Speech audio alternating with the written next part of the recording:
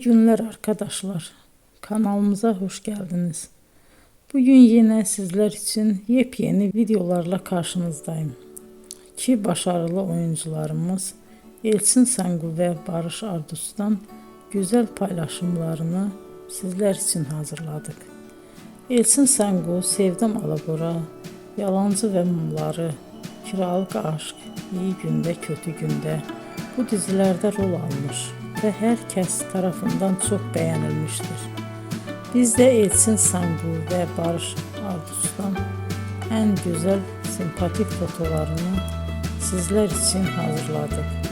Bu karelerin devamını istiyorsanızsa emeğe saygı olarak kanalımıza abone olup yorum yazmayı unutmayın arkadaşlar.